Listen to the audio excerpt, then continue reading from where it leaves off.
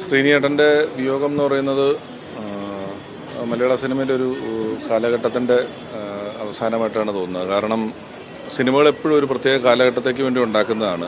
ശ്രീനിയേട്ടൻ എഴുതിയിട്ടുള്ള ഏത് സിനിമകളും നമ്മളൊരു 2 കൊല്ലം കഴിഞ്ഞ് 5 കൊല്ലം കഴിഞ്ഞ് 10 കൊല്ലം കഴിഞ്ഞ് വൈകുന്തോറും അതിൽ പറഞ്ഞ വിഷയങ്ങളുടെ പ്രസക്തി കൂടിക്കൂടി വരികയും അതിൽ പറഞ്ഞ വിഷയങ്ങളെല്ലാം നമുക്ക് ഏത് കാലത്തും യൂണിവേഴ്സലായിട്ട് നമുക്ക് റിലേറ്റ് ചെയ്യുകയും ചെയ്യുന്ന വിഷയങ്ങൾ വെച്ച് സിനിമ ഉണ്ടാക്കിയിട്ടുള്ള ഒരാളാണ്.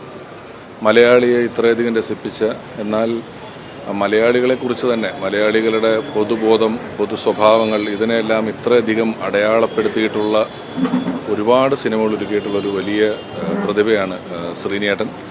അദ്ദേഹം അഭിനേതാവെന്ന നിലയിൽ, അദ്ദേഹത്തിൻ്റെ രചയിതാവെന്ന നിലയിൽ, എല്ലാം നിർമ്മാതാവെന്നുള്ള നിലയിലെല്ലാം പല രീതിയിൽ സിനിമയ്ക്ക് സംഭാവനകൾ ചെയ്തിട്ടുള്ള ഒരാളാണ്.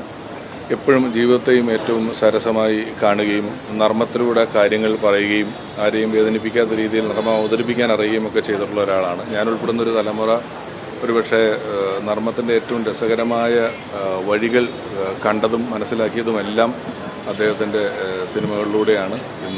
ഇനിയിപ്പം പലരും പറയുന്നില്ല, അദ്ദേഹം നമ്മളുടെ ഇടയിൽ നിന്ന് പോയെങ്കിലും അദ്ദേഹം എഴുതിയ സിനിമകളും അദ്ദേഹം ചെയ്തു വെച്ച കഥാപാത്രങ്ങളും എല്ലാം മലയാളി ഉള്ള കാലത്തോളം ഓർക്കുന്നതും അത്രയും ബലമുള്ളതുമാണ്.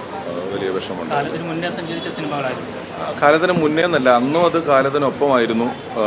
കാലം മുന്നോട്ട് പോകുന്തോറും അതിൻ്റെ പ്രസക്തി കൂടിക്കൂടി വരികയാണ്. ഈ കാലാതീതമായി നിൽക്കുന്നു എന്നുള്ളതിനപ്പുറം അതിന് പ്രസക്തി കൂടുന്നുണ്ട്. അതിൽ പറഞ്ഞ വിഷയങ്ങളൊന്നും 10, 30, 40 വർഷം കഴിഞ്ഞ് നമ്മൾ കാണുമ്പോഴും അതിനൊന്നും വലിയ മാറ്റങ്ങളില്ലാതെ എല്ലാ കാര്യങ്ങളും അതുപോലെ ഈ നാട്ടിൽ തുടരുന്നുണ്ട്. അപ്പം അന്നേ അദ്ദേഹം അത് അത്ര ദീർഘവീക്ഷണത്തോടെ കണ്ട് ഈ പറയുന്നതല്ല, നമ്മൾ ചിരിക്കാനും ചിന്തിക്കാനും എന്നൊക്കെ മലയാളികൾ ഉപയോഗിച്ചു കൊടുക്കുന്ന വാക്കുകൾ, ഈ ചിരിയോടൊപ്പം അദ്ദേഹം ഇത്ര ചിന്ത വലിയ സർക്കാർ നമ്മുടെ മുന്നിൽ അവതരിപ്പിച്ച് കണ്ടപ്പോഴാണ് ഉണ്ടായത്. ഞാൻ 10-25 വർഷങ്ങൾക്ക് മുമ്പ് തന്നെ അദ്ദേഹത്തെ പരിചയപ്പെട്ടിട്ടുണ്ട്, കണ്ടിട്ടുണ്ട്. വർത്തമാനം പറയുന്ന സമയങ്ങളിലൊക്കെ എപ്പോഴും എൻ്റെ പരിപാടികൾ കണ്ടിട്ടുണ്ട്, അതിനെക്കുറിച്ച് അദ്ദേഹം പറഞ്ഞിട്ടുണ്ട്. അങ്ങനെ എനിക്ക് പെട്ടെന്നൊരു ഓർമ്മയില്ല, ഒരുപാട് ഓർമ്മകളാണ് ഈ സമയത്ത് വരുന്നത്. ആയിക്കോട്ടെ.